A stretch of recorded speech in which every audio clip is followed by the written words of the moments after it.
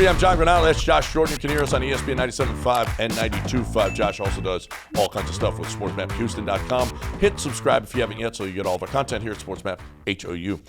Dana Brown made comments this week sounding more definitive that Kyle Tucker will be extended. He walked it back just a little bit, saying, well, we're working on it, Do you think he can close this deal?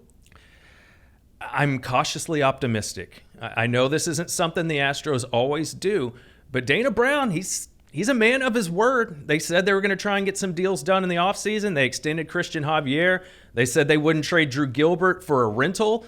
Sure enough, they traded him for Verlander. It wasn't a rental. So Dana Brown seems to be a straight shooter. Like, this is what I'm trying to do. If it doesn't work out, it doesn't work out. But it has to be on their radar. I don't think Dana anticipated Kyle Tucker to take a leap like this year. He's an elite player, and they're going to have to pay him as such. It would be surprising after, it's George Springer, Carlos Correa, Garrett Cole, Justin Verlander. You guys all walk. We're not paying you.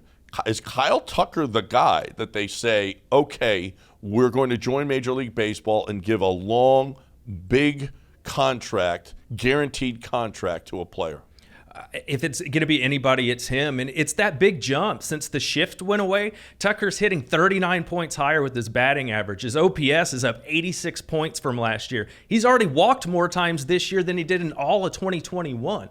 So Tucker's taken that leap where he's elite. And I don't know if you saw the Mark DeRosa thing where he broke down Tucker's grand slam the other day, but he kind of pulled back the curtain. I forgot DeRosa was the manager of Team USA for the World Baseball Classic. And he said when he joined on, took the gig, that some guys were already in the bag, Mookie Betts and Mike Trout. And he said there was one guy I asked them to go get me. I felt like we were a little too right-handed. I wanted Kyle Tucker. That guy's elite. I wanted somebody with experience, a guy with leadership. And he said he asked the pitchers and the hitters to kind of have their own little group chat going on. And with the hitters, he said it became Kyle Tucker. He was the one sending out all the gifts and keeping all the guys together. Kyle Tucker was the leader. And that's with Mike Trout and Mookie Betts, the best players in baseball.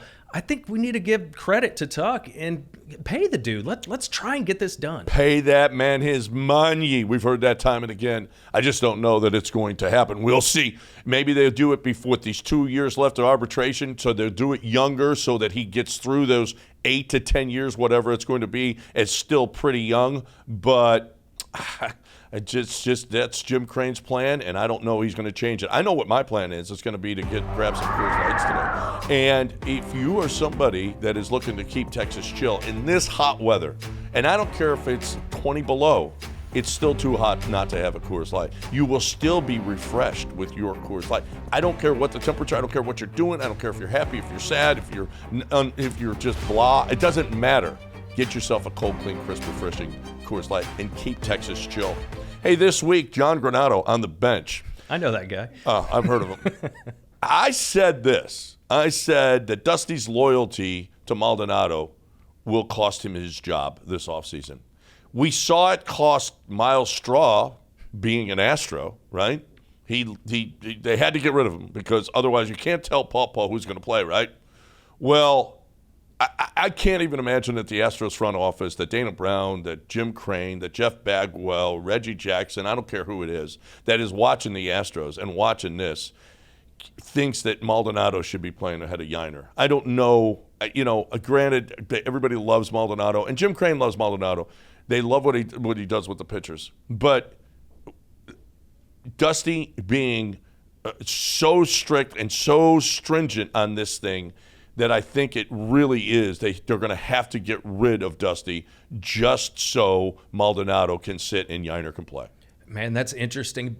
I wonder, though, if there'll be some recency bias. And by that, I mean if they make another deep postseason run like they did last year, and you've said it too, Dusty was great last year with all of his decisions. If they go into it feels like to me, let me say this first, Dusty seems like a different manager in the regular season versus the postseason.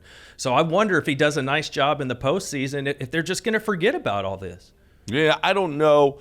See, Dusty, I mean, we got Dusty recency bias here too. Dusty won last year. Yep. But the 20 years previously, Dusty didn't win.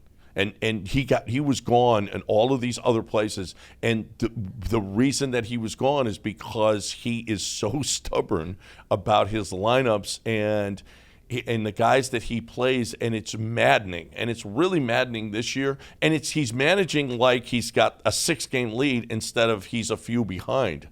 Now, in the long run, the way that he handles guys is probably for the best. It's much better than we would do because we want to win. We treat baseball like it's a football game, like there's only 17 of them. There's 162, so you've got to use all 25 guys.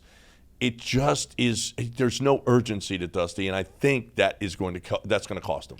I think it will. I wonder how much Justin Verlander and Fromber and guys like that, saying that they want Maldi back. They traded away Corey Lee, so it's not like they have a great backup catcher option. So if anything, could we at least just see Diaz get most of the starts and maybe Maldi only catches 1 or 2 guys? Because they need somebody for next year, but I'm just not sure. I think Maldi's going to be back. I just do. I do too, but again, in a backup role. And if Papa is the manager, Dusty's managing, he won't be in a backup role. So which is why I'm saying I don't think Dusty will be back. I just don't.